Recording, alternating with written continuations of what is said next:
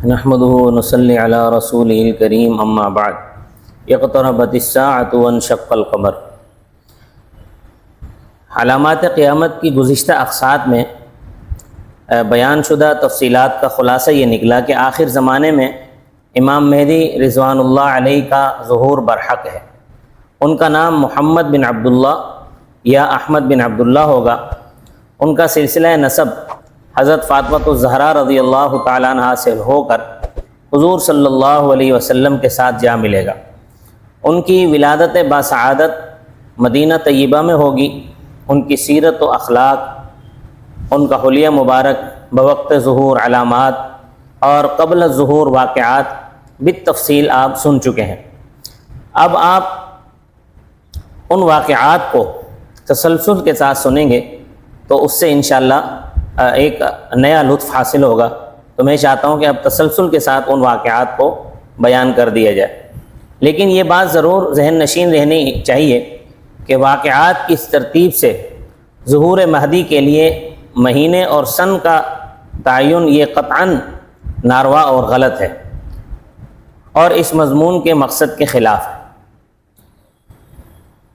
حضرت امام مہدی رضی اللہ عنہ کے ظہور سے قبل دریائے فرات سے سونے کا پہاڑ نکلے گا۔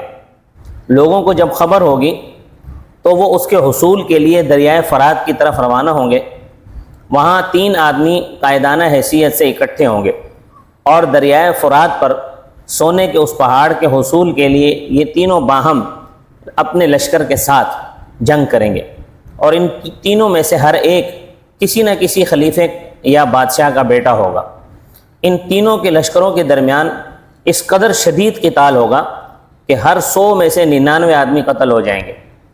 صحیحین کی روایت میں اس موقع پر امت محمدیہ کے لیے بارگاہ نبوت سے یہ ہدایت نامہ موجود ہے کہ جو شخص اس موقع پر حاضر ہو اس کو چاہیے کہ وہ اس سونے میں سے کچھ بھی نہ لے۔ اس قسم کے مزید روایات شیخ علی متقی ہندی کی کتاب البرہان جلد 2 صفحہ نمبر 634 تا صفحہ نمبر 642 تک یہ ملاحظہ کی جا سکتی ہے، جن سے یہی معلوم ہوتا ہے کہ امام مہدی رضی اللہ تعالیٰ عنہ کے ظہور سے قبل دریائے فرات کا پانی خشک ہو جائے گا اور اس میں سے سونے کا ایک پہاڑ ظاہر ہوگا۔ چنانچہ اس کے لیے حدیث میں یسحسر کا لفظ آیا ہے، جس کی شرح میں امام نووی رحمۃ اللہ علیہ تحریر فرماتے ہیں۔ اس جملے کا مطلب یہ ہے کہ دریائے فرات پانی خشک ہونے کی وجہ سے دریائے فرات کا پانی خشک ہونے کی وجہ سے یہ سونے کا پہاڑ ظاہر ہو جائے گا۔ امام مہدی کے ظہور کی انتہائی قریبی علامت یہ ہوگی کہ سفیانی نام کے ایک شخص کا خروج ہوگا، جس کے بارے میں اس سے پچھلی قسم میں تفصیلات بیان ہو چکی ہیں۔ تمام واقعات کے تسلسل کو برقرار رکھنے کے لیے علامہ سید برزنجی رحمۃ اللہ علیہ کا بیان سن لیجئے، جو انہوں نے اپنی کتاب الاشاع کے صفحہ نمبر 202 پر تحریر فرمایا ہے۔ فرماتے ہیں کہ سفیانی کا خروج دمشق کی ایک وادی سے ہوگا جس کا نام وادی یابس ہوگا۔ پھر علامہ خروجہ کے تحت فرماتے ہیں کہ سفیانی کے خروج کی علامت یہ ہوگی کہ دمشق کی ایک بستی جس کا نام شاید حرستہ ہوگا، اس بستی کو زمین میں دھسا دیا جائے گا اور دمشق کی جامع مسجد کی مغربی جانب گر جائے گی، اور مصر سے ابقا کا، جزیرہ عرب سے اصحب کا اور شام سے سفیانی کا خروج ہوگا۔ اسی طرح مغرب کی طرف سے عارج کندی کا خروج ہوگا۔ ان سب کے درمیان پورے 1 سال تک جنگ ہوتی رہے گی۔ بالآخر سفیانی ابقا اصحب پر غالب آ جائے گا اور عارج کندی واپس بھاگ جائے گا، اور راستے میں مردوں کو قتل کر کے عورتوں کو قیدی بنا لے گا۔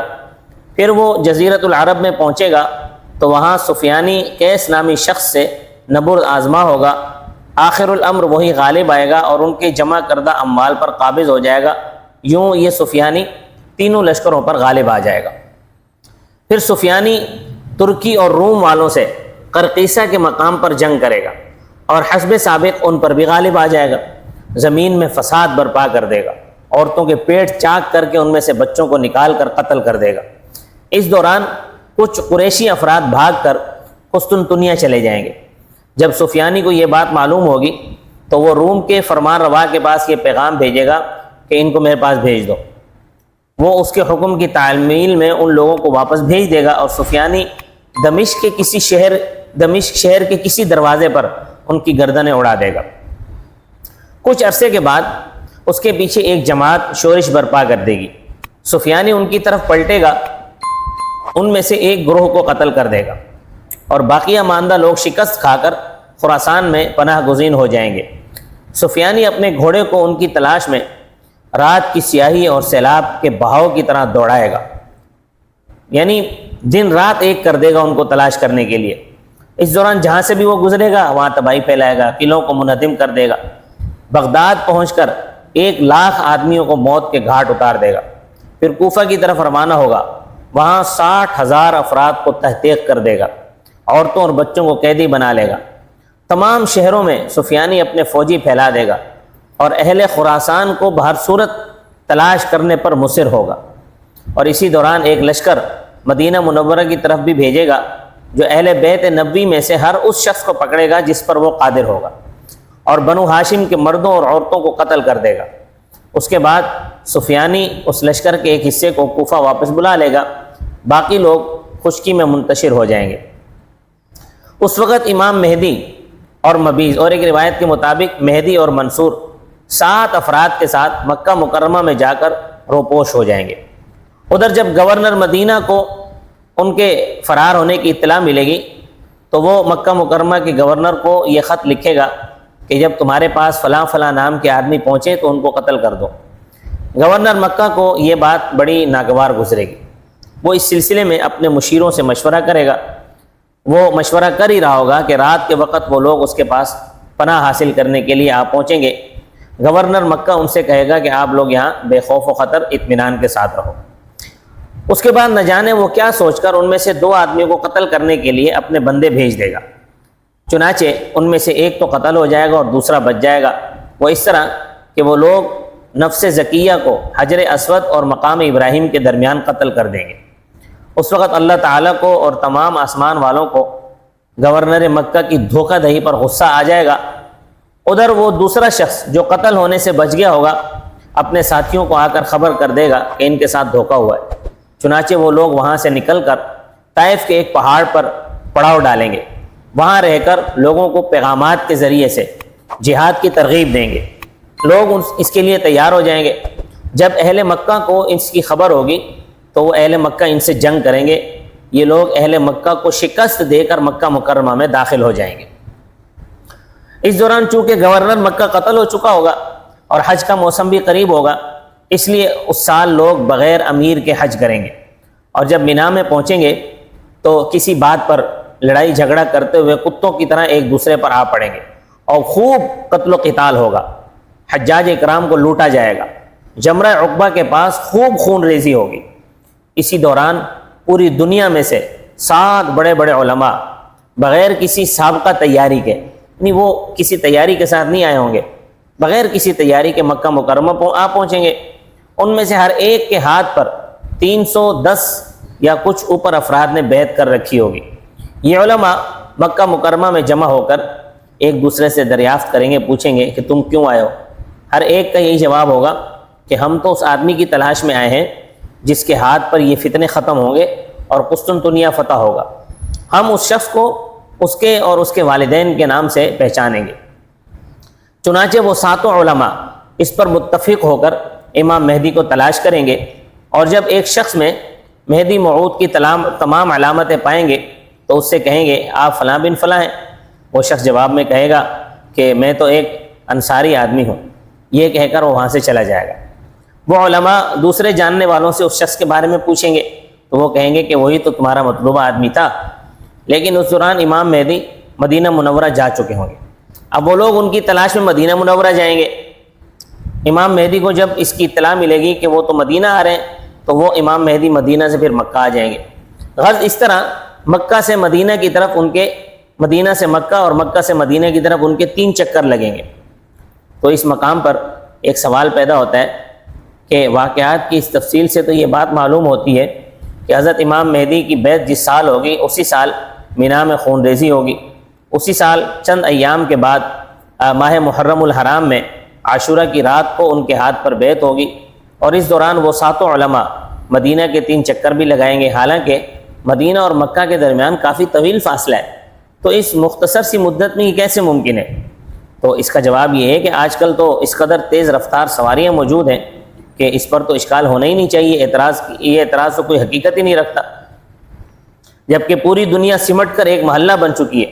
اور دوسرا جواب یہ بھی ہے کہ یہ تمام حضرات اولیاء اللہ میں سے ہوں گے، اگر کرامتاً ان کے لیے زمین کی دوری لپیٹ دی جائے تو اللہ کے لیے یہ تو کوئی مشکل نہیں ہے، ان کے فاصلے ان کے لیے مختصر کر دیے جائیں تو اللہ کی قدرت سے کچھ بھی بعید نہیں ہے۔ ادھر جب مدینہ منورہ کے گورنر کو پتہ چلے گا کہ لوگ امام مہدی کی تلاش میں ہیں تو وہ مکہ مکرمہ میں موجود بنی ہاشم کو تلاش کرنے کے لیے ایک لشکر تیار کرے گا۔